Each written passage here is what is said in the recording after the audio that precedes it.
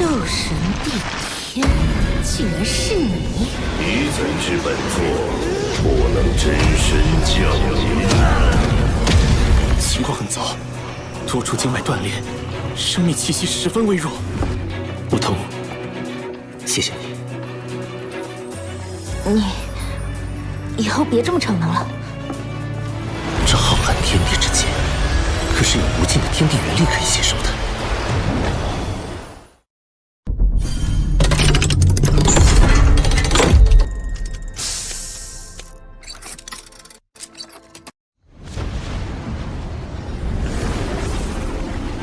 在这固化魂力中，融入精神力呢？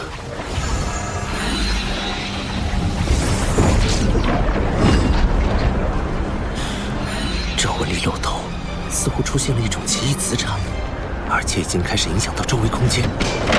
论体积，已经与地天体内的一个小黑洞差不多了，但纯度差了很多。以我现在的能力，是无法将这魂力漏斗收入体内的。这股高度压缩的魂力随时会爆炸。为了安全起见，我必须找个空旷无人的地方。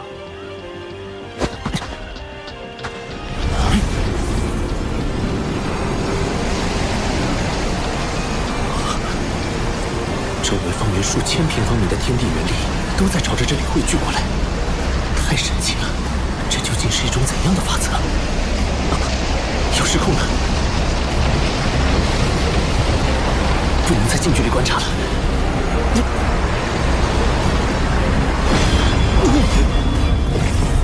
怎么回事？是敌袭吗？不知道，同学们还没消息。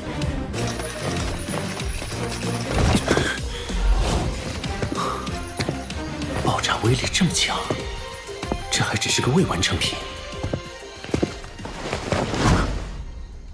霍雨浩，你干什么去了？我去外面透透气。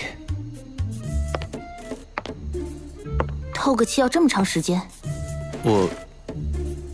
今天的夜色真美。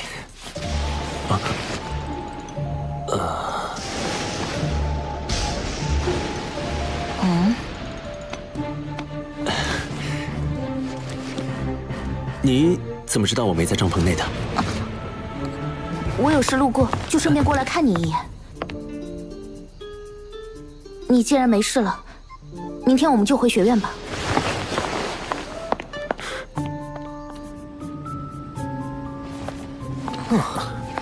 终于可以回到史莱克城了。诸位，史莱克的诸位，前线战事焦灼，元帅和99公主都抽不开身。但是元帅向陛下申请的赏赐，尤其霍小友的绝味册封已经在路上了，还请稍待几日。完成册封后，元帅会亲自设宴为诸位送行。我不需要任何赏赐。白虎公爵和皇帝陛下的好意，我心领了。大家青山不改，后会有期。啊？连爵位都不要吗？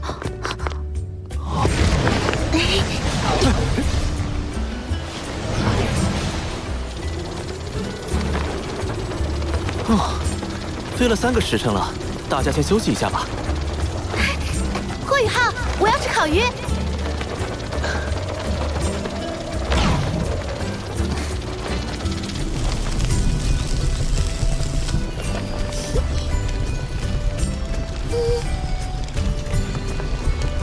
他怎么心事重重的？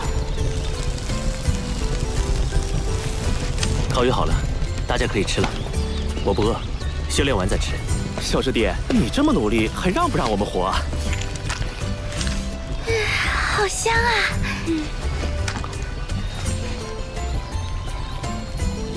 楠楠姐，你有没有觉得今天这烤鱼和上次有什么不同？好像少了些什么。我没觉得有什么不同啊，还是那么的美味。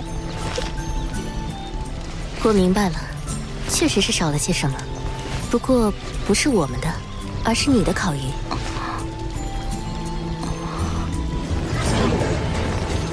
三师兄，你们先回唐门吧，我去趟海山阁，有事向玄老请教。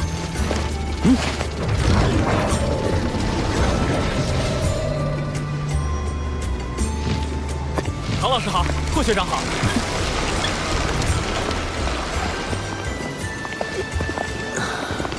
回回家的感觉真好。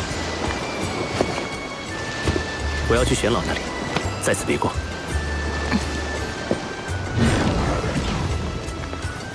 唐舞桐，你为什么要这么关注他？你不能再这样了。老师，我回来了。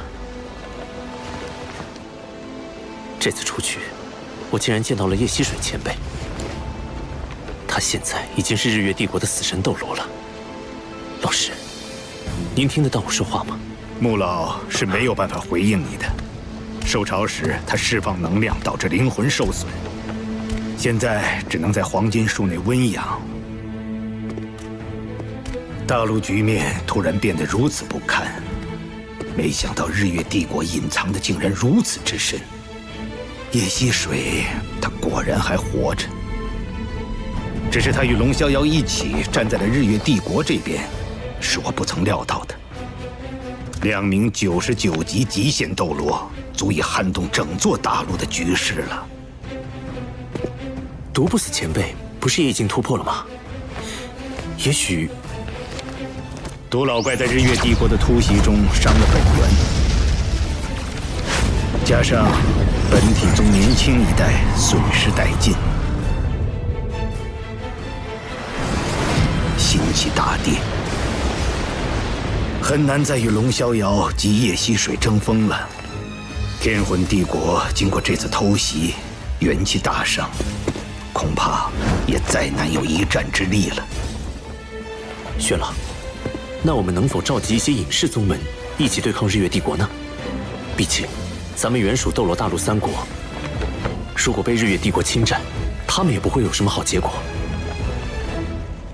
已经在做了，很多宗门都积极响应，但在日月帝国最先进的魂导武器面前，这股抵抗力量还是太弱小了。玄老，有件事我想向您请教。此前在明斗山脉，我与叶溪水对上的时候，引动逆灵召唤帝天附体，帝天将力量通过空间之力注入到我的身体中，借助我的身体降临。那时我发现帝天的魂力运转与我完全不同，仿佛一个个黑洞相连，其间蕴含着极为恐怖的空间之力。学院教授的知识止步于魂斗罗，到了封号斗罗后，魂力的变化没有讲过。帝天那样的黑洞魂力，是极限斗罗所独有的吗？虽然都是极限斗罗级别，但帝天明显要比叶溪水更强。如果叶溪水不动用死神塔魂导器，他不是帝天的对手。没想到你这么快就接触到了这个层面。你的判断没错，魂师的魂力修炼到封号斗罗级别后，就会由原本的液态向固态转化。完成固态转化后，就会陷入修炼瓶颈。这个瓶颈对于绝大多数魂师来说都是很难逾越的。为什么？很简单，固态化的魂力是不能流动的，因此很多封号斗罗在完成魂力固化后，修为就再难寸进了。但是魂力固化又是冲击封号斗罗的基础，固化后的魂力会沉浸在丹田之中，名为魂核。魂核不断旋转，吸收外界魂力，供魂师使用。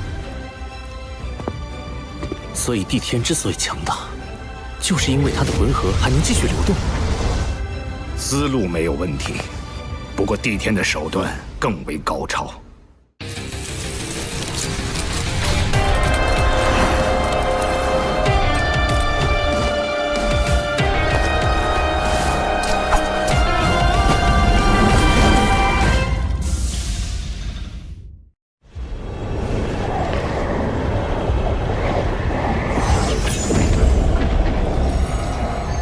这就是帝天体内魂力情况的原理，以自身魂力为引，引起空间塌陷，构成一个能够无尽吞噬天地元力的黑洞。这样的黑洞魂力需要强大的精神力进行控制，我只能维持一时，而帝天却能将其保持常态。这就是我与帝天的差距。保持常态？那帝天的精神力消耗岂非极其巨大？不是的，他凝聚了第二魂核，两大魂核相辅相成，形成了稳定的平衡。第二魂核，凡极限斗罗都凝聚了第二魂核。穆老、叶溪水、龙逍遥，包括独不死都是如此。不过他们凝聚的第二魂核都比第一魂核小很多，唯独帝天的第二魂核与第一魂核实力相当，所以他远比一般极限斗罗更加强大。他的实力早已无限接近神奇。神奇！玉浩，你是双生武魂，成就极限斗罗要比我们容易很多。在你突破封号斗罗的时候，一定要争取同时成就双魂核。你的精神力远超同级别魂师，甚至可以媲美封号斗罗。届时，精神力就是你的第二魂核。玄老，那我要是在现阶段就成就魂核，会出现怎样的情况？那么你的修炼速度会大幅提升，因为魂核对天地元力的吸收速度是冥想修炼的数倍乃至数十倍。可是，当你达到90级的时候，冲击封号斗罗的难度也将会史无前例的高，因为第一魂核会对凝聚第二魂核形成巨大的吸扯力。这可是很多98级超级斗罗冲击99级极限斗罗时都感到束手无策的难题。玄老，我想试试。好，老夫亲自为你护法。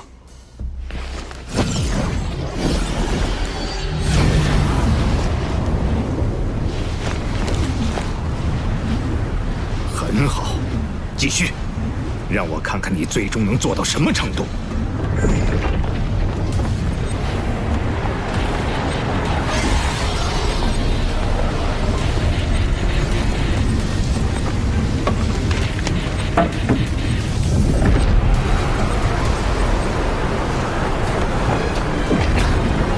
压缩，再压缩，旋转，再旋转。固态魂力已经超过我体内魂力总量的半数了。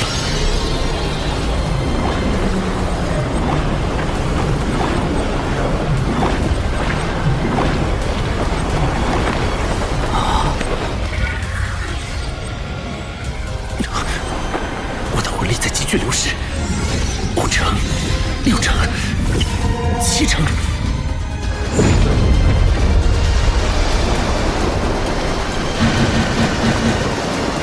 强烈的魂力波动，有人在冲击超级斗罗。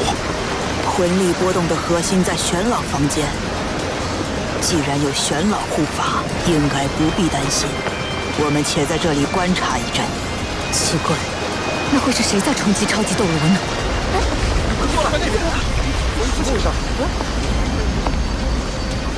难道是他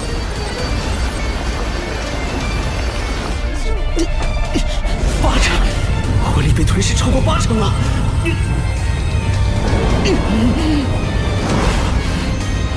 宇浩，坚持住！你的固态魂力已经属性化了，如果在现在这个级别就能构建魂核长弓，你就能在很短的时间内达到89级。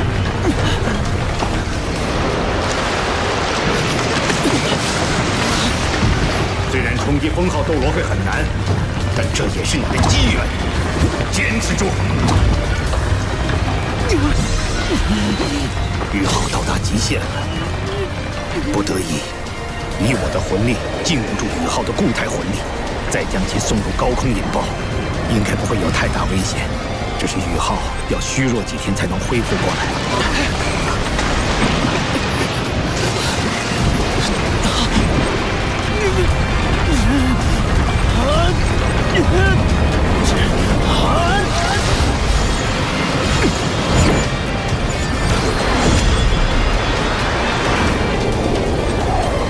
那是什么？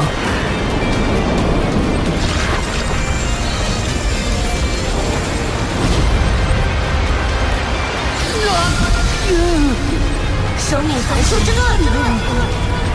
天梦阁，继续，有我呢！天梦，你再将你的本源之力汇入宇浩体内。这样的话，一旦宇浩冲击成神失败，寿终正寝的时候，你也会一起死的。当我选择宇浩的时候，就已经决定与他同生共死了。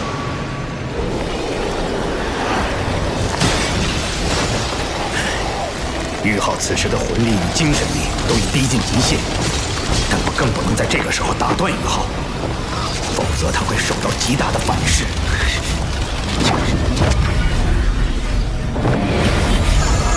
来吧，穿梭吧！灵魂仿佛都要被吸射进去了似的。那黑洞漩涡中有着无尽的黑暗，有着无尽的未知，却与我紧密相连。这就是我的魂核吗？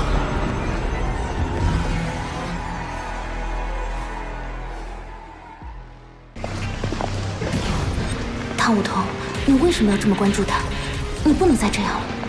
固化后的魂力会沉浸在丹田之中，名为魂核。玄老，我想试试。老夫亲自为你护法。继续，有我呢。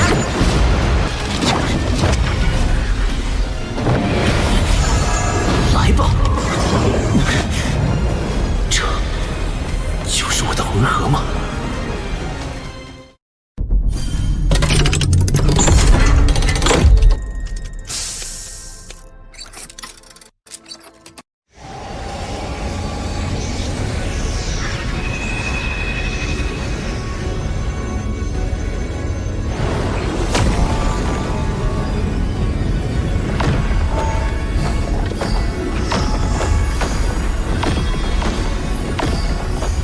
将第一魂核融合在精神之海，而不是丹田。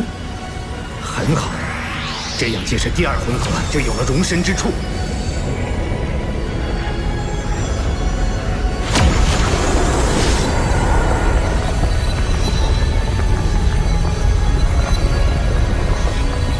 于浩，你成功了！你真的在魂圣阶段就凝聚了属于自己的第一魂核。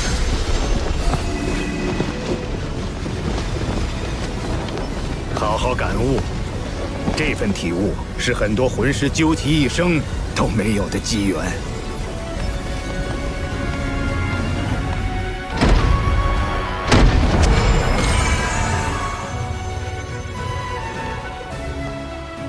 玄老，刚才不是您在冲击第二魂核，而是……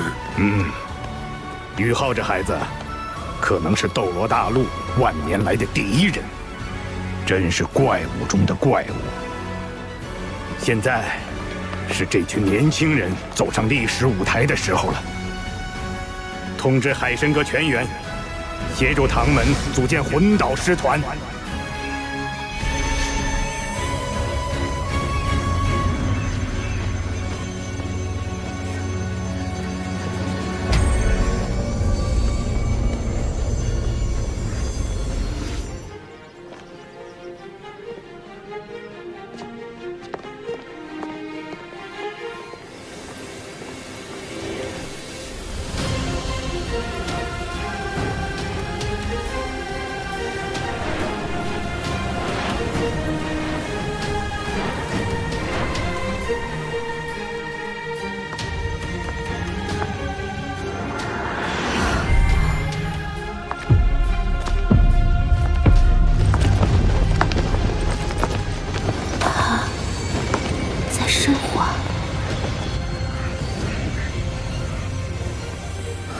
怎么回事？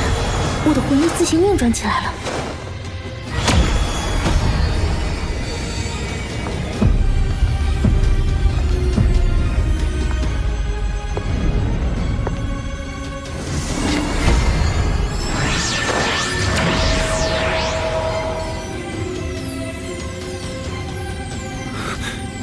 冬儿。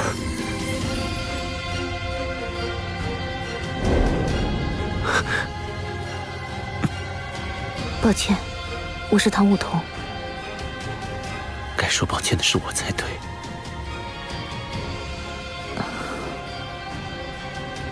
玄老让我来告诉你，醒来后就去唐门。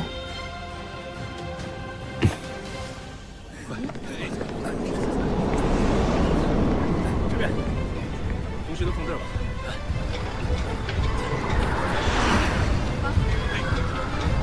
好，往下放。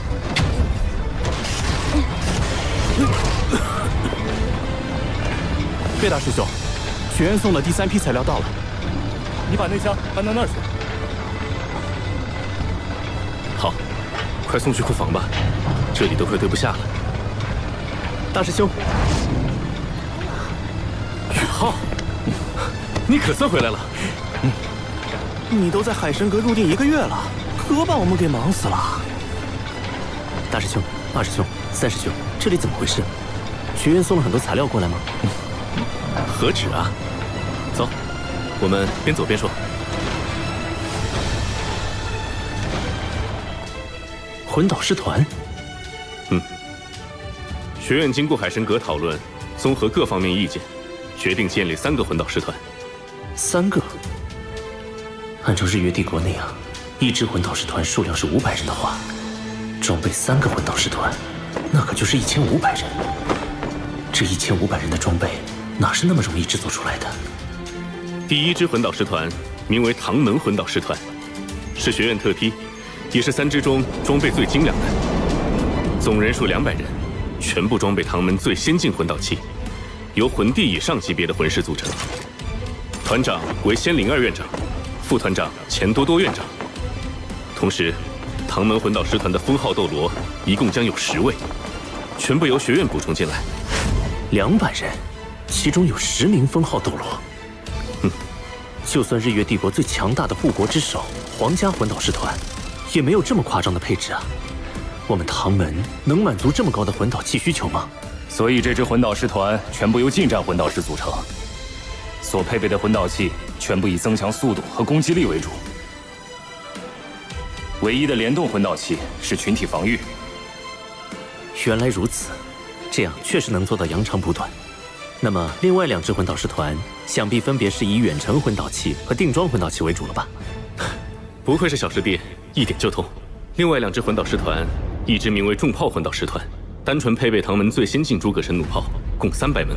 最后一支名为炮台魂导师团，共1500名魂师，配备的魂导器也只有1种，全地形自走炮台，共300台。这样的3支魂导师团，完全是3头吞金巨兽。楠楠，你怎么越来越像钱多多副院长了？巨额的资金消耗暂且不提，要满足这3支魂导师团的魂导器配置，我们唐门的稀有金属恐怕还不够。虽然我们从日月帝国卷走了一批稀有金属，但品级最高的稀有金属仍然不足。不错，这也是我们着急叫你回来的原因。想到办法了。秋秋，霍雨浩，跟我走一趟吧。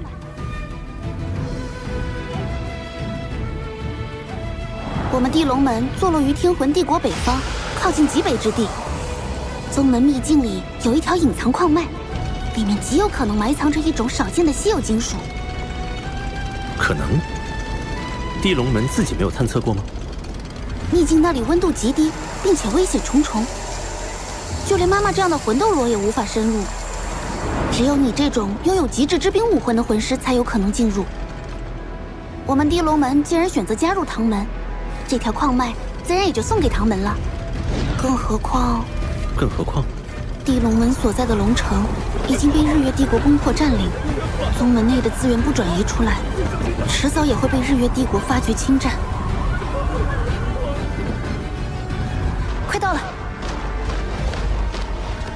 龙城，地龙门的根基所在。妈妈在史莱克城正在闭关的关键时刻，所以就由我带你来了。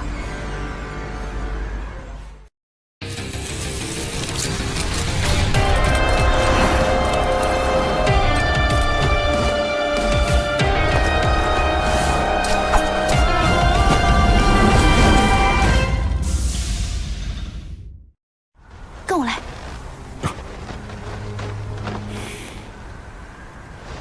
紫气魔通。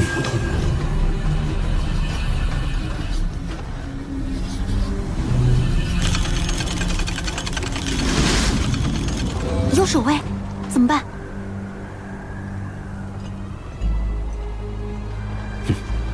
我想到京城的办法了。萤火之光。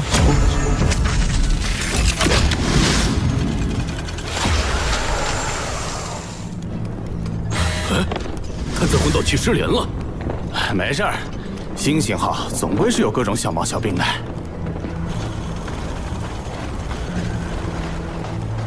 到换班时间了，他俩人呢？开小差去了吧？这么冷的天，我也不想巡逻。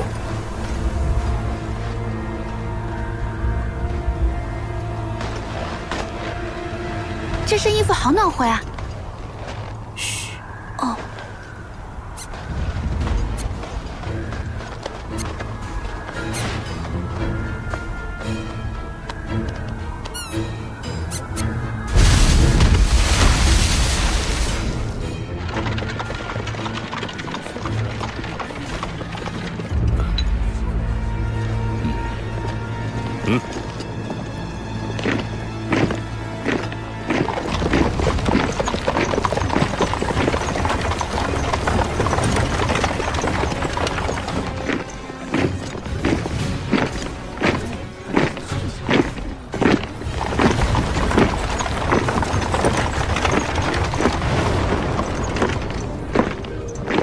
这座龙城看起来丝毫没有沦陷的感觉。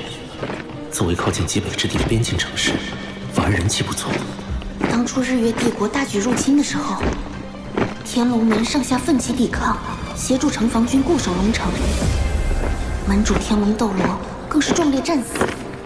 遗憾当时我们地龙门已经全员转移到了史莱克城，未能及时助他们一臂之力。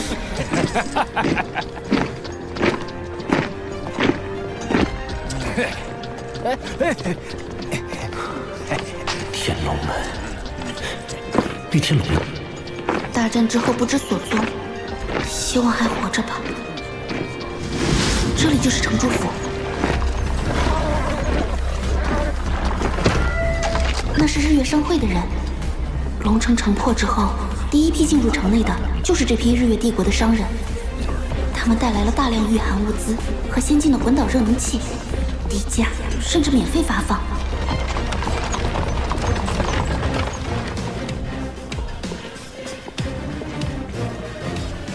我跟进去看看。那我呢？你在这里做接应。嗯。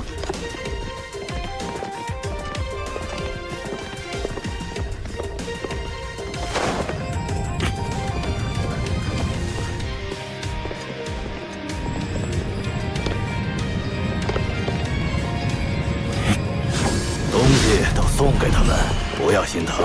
元帅说过，当他们适应了魂导器的生活后，就离不开我们。用不了几年，就能让整座城市的民众归心。科技渗透，确实是个不错的阳谋。这个神秘的元帅究竟是谁呢？就事论事，这样改善民生的举措，确实帮到了城内很多平民。你居然向着他们！这是历史上很多侵略者惯用的手法，把反抗者杀掉，掐灭敌对的声音，再用利益收买人心。很快，他们就只会听到一个声音：拥护。但说到底，就是为了满足侵略者长期殖民的野心。随着战线拉长，这些殖民地的百姓只会沦为给战争机器输血的养料。你似乎很了解。10000年前，斗罗大陆上曾发生过一模一样的事。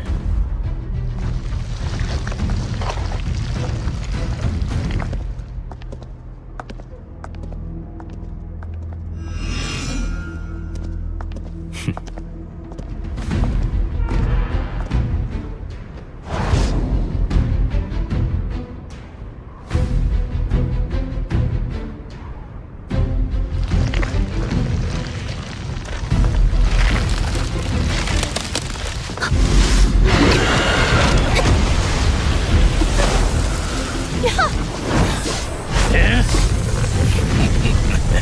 小丫头，终于等到你了。山蟒宗，果然是你们！宗主，请下地龙门少主献给日月帝国，我们山莽宗可就能坐稳龙城首席宗门的位置了。所以，龙城城破之日，天龙门上下浴血奋战之时，你们山莽宗却投靠了日月帝国。嘿嘿，少废话，拿下你，南水水这娘们儿肯定许全宗投降。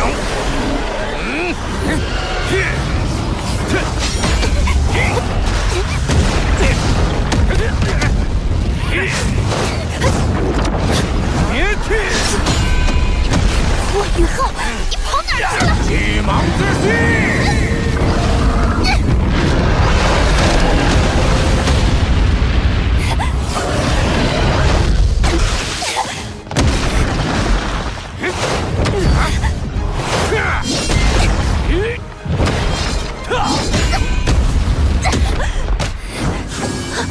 霍宇浩，你还不出来帮忙？你可以的，打起精神，听我指挥，蛇打七寸。坎位有人偷袭，后撤到灵位，坤位出拳，敌方巽位有破绽，出场。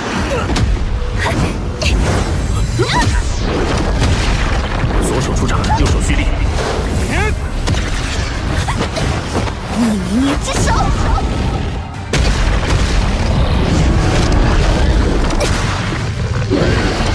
第五魂技，胭脂逆捏剑。目标前位，一击必上。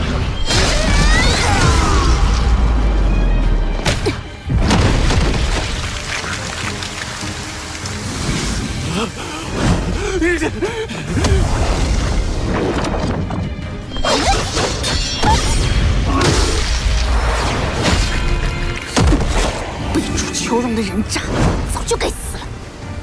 霍宇浩，你居然袖手旁观，让本姑娘一个人对付这3条臭蟒。进来吧。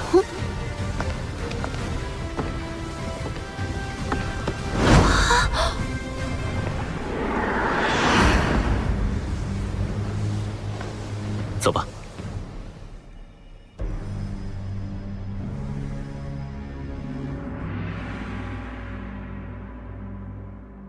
你真的在魂圣阶段就凝聚了属于自己的第一魂核？怎么回事？我的魂力自行运转起来了。这样的3支魂导师团，完全是3头吞金巨兽。我们地龙门既然选择加入唐门，这条矿脉自然也就送给唐门了。你可以的，打起精神，听我指挥，蛇打七寸，坎位有人偷袭。求荣的人渣，早就该死。走吧。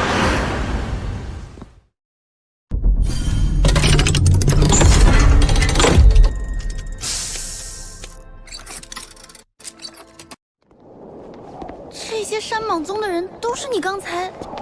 顺手解决。你现在魂力多少级76级。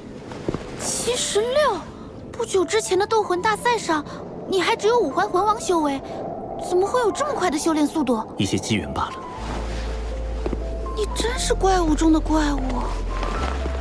就是这里了，这口寒泉蕴含着浓郁的灵气，寒泉之下便是拥有奇异矿石的洞府。这水下似乎有什么在吸引着我。你下去吧，我在外面守着。虽然你有极致之冰，但也不要勉强。若是承受不住低温，就立即上来。好。果然灵气浓郁异常。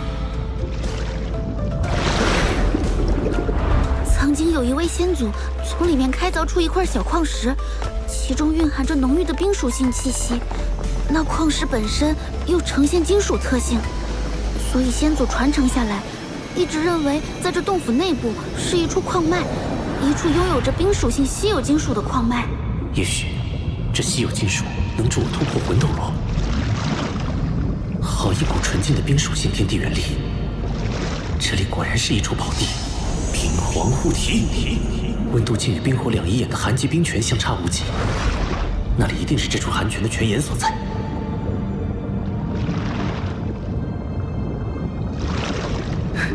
找到了，应该就是这里。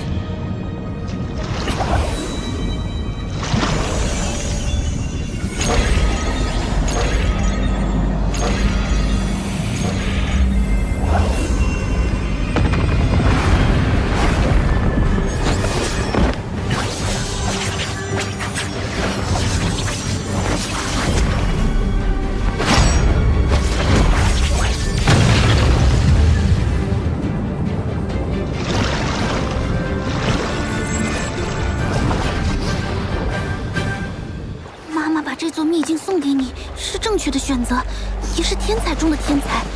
只有你能帮助地龙门重现往日辉煌。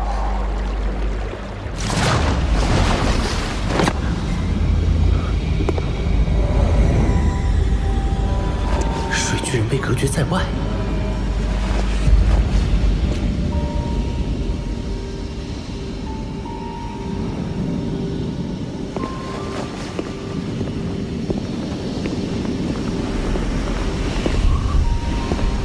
好冷，我已经拥有极致之冰，怎么还会感到寒冷？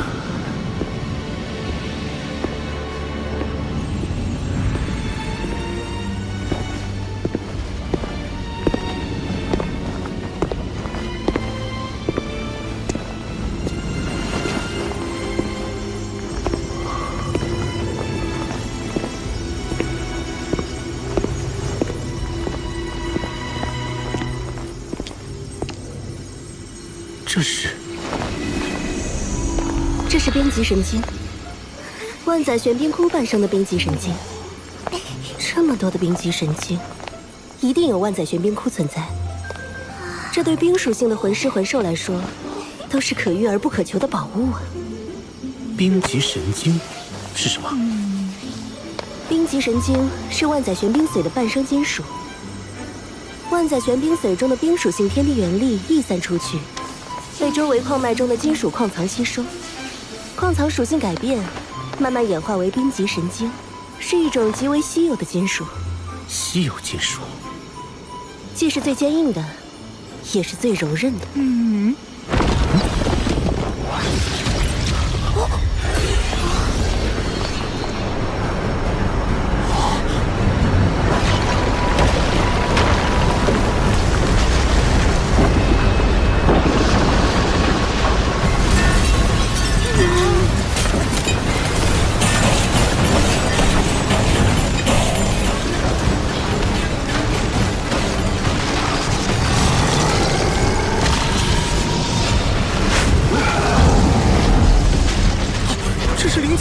专系是冰极神经，更有好几次差点死在他手里。对不住了，冰极神经，我可不准备让给你。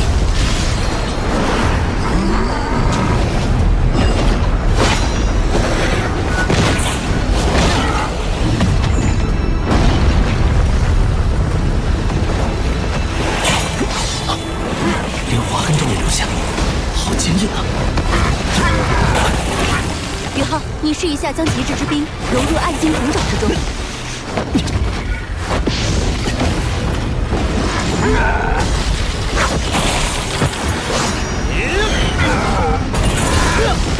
好神奇！我将极致之冰注入暗金孔爪之后，冰极神经内部竟然产生了一股亲和力，可以轻松切割，改变其结构。宇浩，不可大意。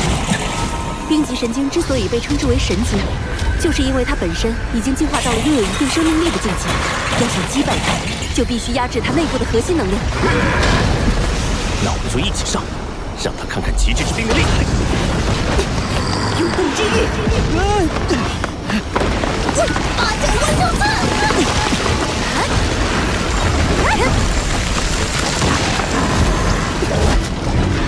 冰皇之怒！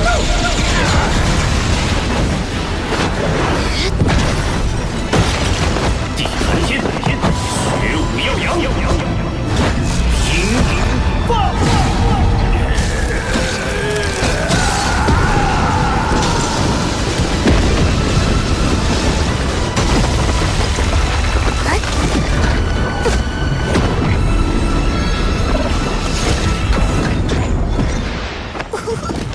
果然是最坚硬又是最柔韧的金属，用它来打造魂导器。性能一定远远超过同级别的其他所有魂导器。恐吓秦龙，如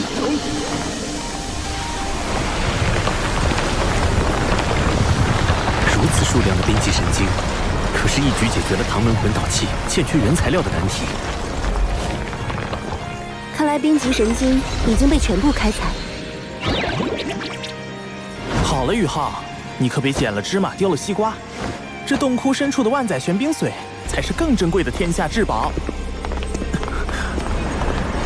这里的冰元素已经浓烈到了我无法吸收的程度。未经打磨的万载玄冰里面蕴含的天地元力可是非常狂乱的，一定要小心。前面的温度估计已经接近绝对零度了。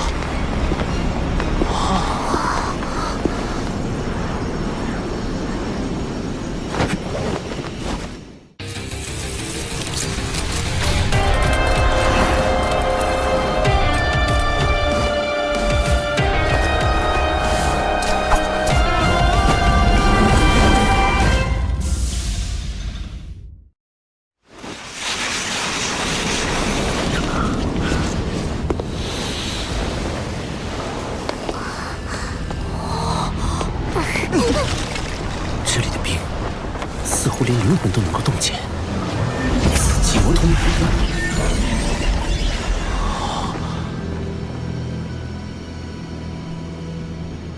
好漂亮，和冰极神经的极寒内敛不同，这里的寒意根本无法内敛，空气似乎都是粘稠的。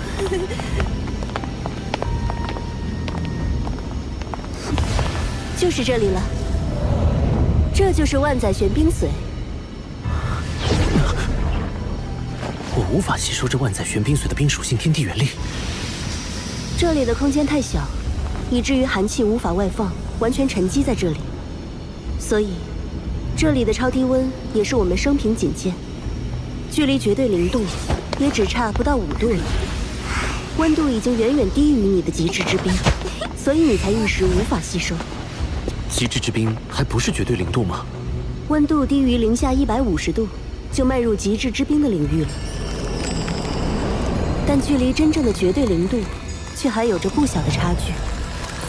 绝对零度是仅存于理论的最低温度，是只有神能踏足的领域。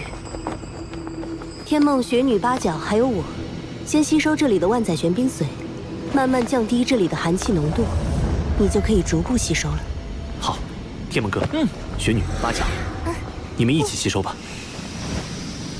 等等，这万载玄冰髓，我至少要先吸收一半。你说什么啊，冰冰？你难道是想借助这万载玄冰髓的天地元力重塑肉身，继而谋求脱离宇浩独立存在？你把我想成什么了？用你那个100万年修为的脑子想想，宇浩的所有魂灵中，谁是唯一拥有极致之冰的那个？你是想？我不仅拥有极致之冰，还是宇浩的武魂，能最大限度地吸收冰属性天地元力，而且能将这部分天地元力化作我的本源之力暂时储存。等到宇浩凝结第2魂核时，再将这部分天地元力全部融入他体内。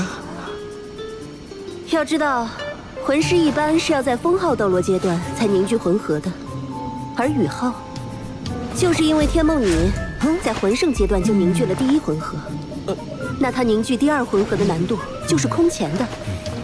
届时，我将冰属性天地元力注入，才能把成功率提升到最大。冰冰，冰冰，对不起，是我误会你了。更何况，乾坤问情谷，我已经答应与你在一起了，又怎会寻求离开宇浩独自存在？真的吗，冰冰？你再说一遍。你还要我再说？你自己错怪我了，该怎么罚？我错了。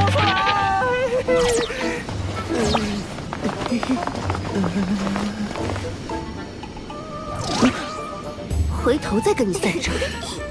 赶快说吸收这万载玄冰髓的事儿吧。我们几个魂灵先吸收。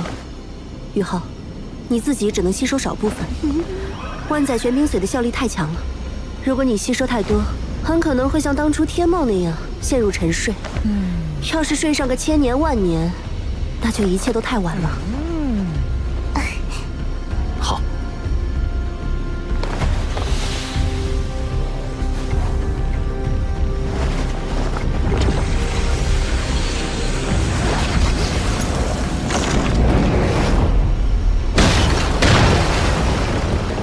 冰帝的灵石和这万载玄冰髓中蕴含的庞大能量，渐渐令它成为了一个以冰属性能量为身躯的全新生命体。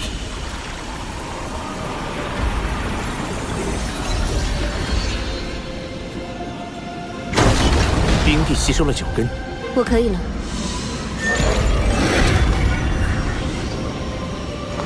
天梦，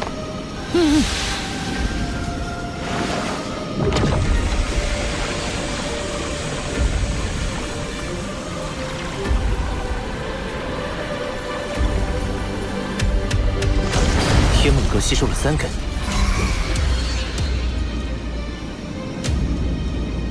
宇浩，你让雪女和八角继续吸收吧。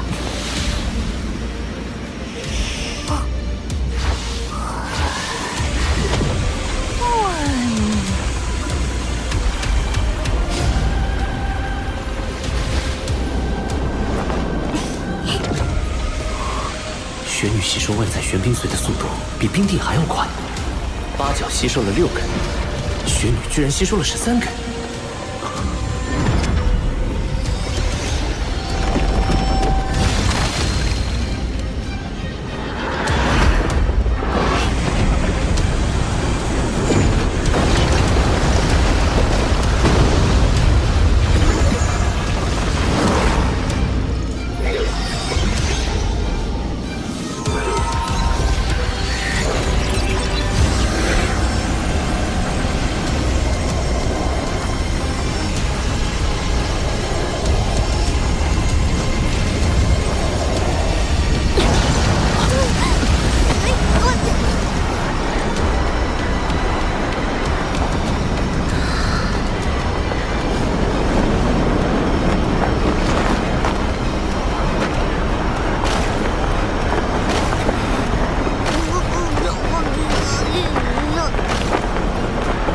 雪帝，你恢复记忆了。